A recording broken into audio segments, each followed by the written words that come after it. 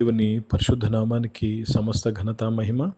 ప్రియ దేవుని బిడ్డలారా, ఈరోజు Wednesday 5th March 2025.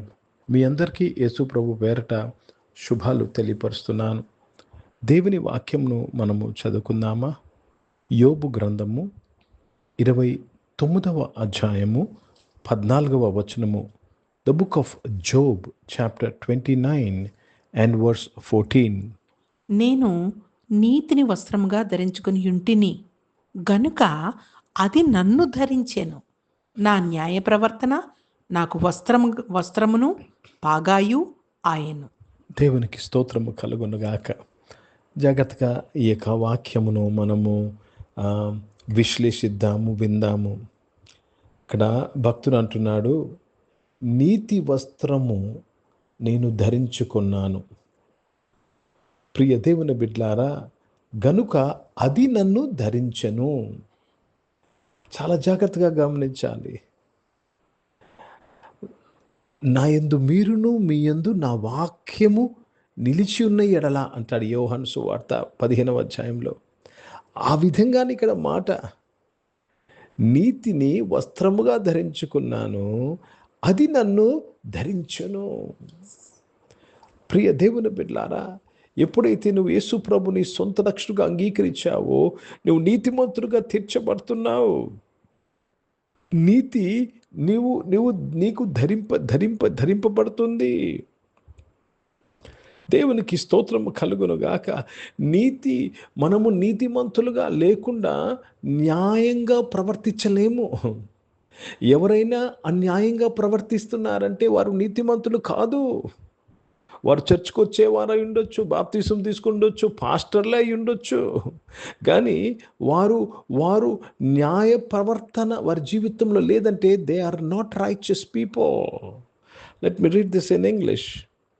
I put on righteousness and it clothed me. My judgment was as a robe and a diadem.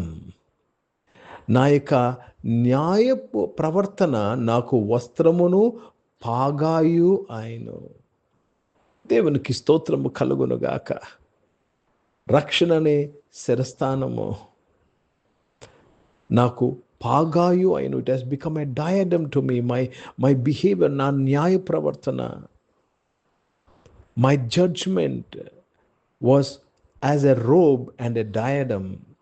కనుక ప్రియ దేవుని బిడ్డలారా, యేసు ప్రభువుని క్రొత్త నిబంధనలో రాగానే దీని అర్థము, యేసు ప్రభువును నీవు నమ్ముకున్నప్పుడు నీకు ధరింప చేయబడుతున్నది.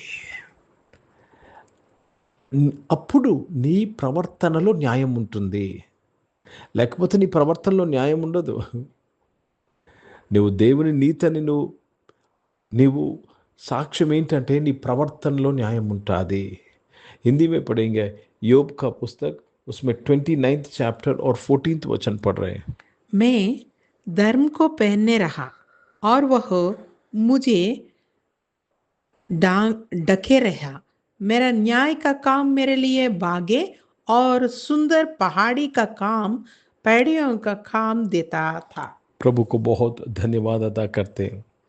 ये वचन में मैं धर्म को पहना रहा और वह मुझे ढांक लिया.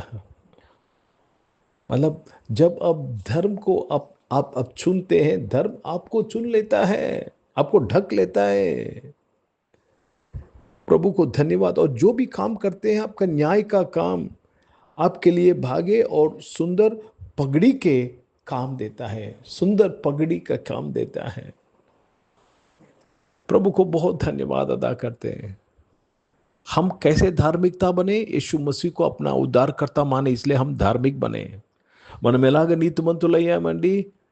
యేసు ప్రభుని సొంత రక్షకుడిగా అంగీకరించాము, మనం నమ్ముచున్నాము.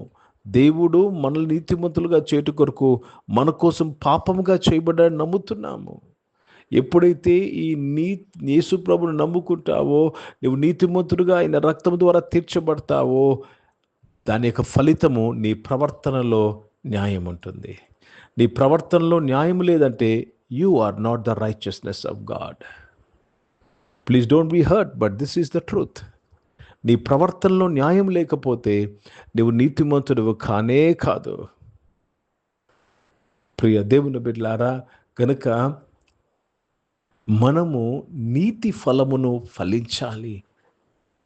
ఫిలిప్పీయులకు రాసిన పత్రిక 1వ అధ్యాయంలో చెప్పబడుతుంది, you have to bear the fruit of righteousness. If you are righteous you should bear the fruit of righteousness. నీవు నీతిమంతుడు అయితే నీతియుక్తమైన ఫలములు, నీతి సంబంధమైన ఫలమును నువ్వు ఫలించాలి. అందులో ఒకటి న్యాయ ప్రవర్తన. కనుక ప్రియ దేవుని బిడ్డలారా, దేవునికి స్తోత్రము కలుగునుగాక. మనము నీతిమంతులుగా తీర్చబడుట ఎంతో గొప్ప భాగ్యం అండి.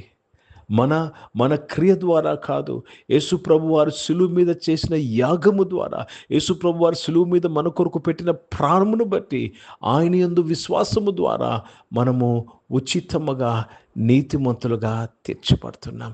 ఆ నీతి మనలను కప్పుతున్నది. ఆ నీతి మనకు ఒక రక్షణ కవచముగా ఉన్నది. కనుక దేవునికి స్తోత్రం కలుగునుగాక.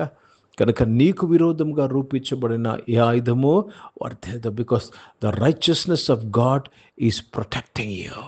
ప్రార్థన చేస్తున్నాం. ప్రియ పరిశుద్ధ తండ్రి, జీవం గల దేవా, మీ వాక్యం ద్వారా మా అందరితో మాట్లాడడానికి స్తోత్రంలో. అనారోగ్యం వారిని మీరు ముట్టి స్వస్థపరచడానికి స్తోత్రం. జాబ్స్ కొరకు ఎదురు చూసిన వారు మంచి జాబ్స్తో తృప్తిపరచడానికి స్తోత్రం. బిజినెస్ చేస్తున్న వారు అందరిలో మీరు తోడు దయచేసి కాపాడడానికి స్తోత్రం. దేవా, ఎగ్జామ్స్ కొరకు సిద్ధపడిన వారు, పబ్లిక్ ఎగ్జామ్, బోర్డ్ ఎగ్జామ్స్ సిద్ధపడిన వారు, 10th స్టాండర్డ్, ఇంటర్మీడియట్, +2 ఎగ్జామ్స్, అయినా degree exam, final exam, competitive exams కొరకు సిద్ధపడుతున్న ప్రతి ఒక్కరిని మీరు పేరు పేరును దీవించి వారి యొక్క ప్రతి అవసరము యేసు ప్రభు వారి నామములో తీర్చబడి మంచిగా ఎగ్జామ్స్ రాయట కృప దయచేయమని ప్రార్థన విజ్ఞాపన చేస్తూ, తండ్రి మీ నామాన్ని మహిమపరుస్తున్నాను. పరిశుద్ధ తండ్రి, జీవం గల దేవా, ఈరోజు పుట్టినరోజులు, పెళ్లి రోజులు జరిపించుకున్న వారు దీవించి మీ దయాకీటం ధరింపచేసి, మీ దయలో మనుషుల దయలో వర్ధలింపచేసి కాపాడినందుకు స్తోత్రాలు చెల్లిస్తున్నాను. పరిశుద్ధ తండ్రి, జీవం గల దేవ, మహోన్నతుడైన ఆయన తండ్రి, దేవ తండ్రి, పరిచయం చేసిన ప్రతి ఒక్కరిని దీవించిన వారు పరిచయలో ప్రభా న్యాయ ప్రవర్తన కలిగి పరిచయం చేయటకు సహాయం చేయండి. భారతదేశం కొరకు, భారతదేశ రక్షణ కొరకు ప్రార్థన చేస్తున్నగా నీవే సహాయం చేయండి. ఇజ్రాయెల్ దేశం కొరకు, యెరూషలేముగా శాంతి సమాధానం కొరకు ప్రార్థన చేస్తూ యేసుక్రీస్తు పరిశుద్ధ నామమున ప్రార్థనంతయు అడిగి వేడుకొని పొంది ఉన్నాం తండ్రి. ఆమేన్. పరలోకమందున్న మా తండ్రి, మీ నామం పరిశుద్ధపరచబడునుగాక, మీ రాజ్యము వచ్చునుగాక, మీ చిత్తం పరలోకమందు నెరవేర్చబడుతున్నట్లు భూమి మీద నెరవేర్చబడునుగాక. మాకు కావాల్సిన ఆహారమును మాకు దయచేయము. మహిళ ప్రార్థన చేసిన వారు మేము క్షమించిన ప్రకారం మా ప్రాలు క్షమించము. మమ్మల్ని శోధన తెగ కింది తప్పించము. ఎందుకంటే రాజ్యము, శక్తి, మహిమ నిరంతరం నీవై ఉన్నవి తండ్రి. ఆమేన్. ఇప్పుడు మన పరమ తండ్రి అయిన దేవుని ప్రేమ, ప్రభువైన యేసుక్రీస్తు వారి కృప, పరిశుద్ధాత్మిక అన్యోన్య సహవాసం ఈ ఆరాధనలో పాల్గొన్న ప్రతి ఒక్కరితో, ప్రార్థన చేయబడిన అంశములతో, సంఘముతో ఇప్పుడు ఎల్లప్పుడూ సదా తోడేండునుగాక. ఆమేన్. దేవునికి స్తోత్రం. అందరికీ వందనాలండి. God bless you and praise the lord.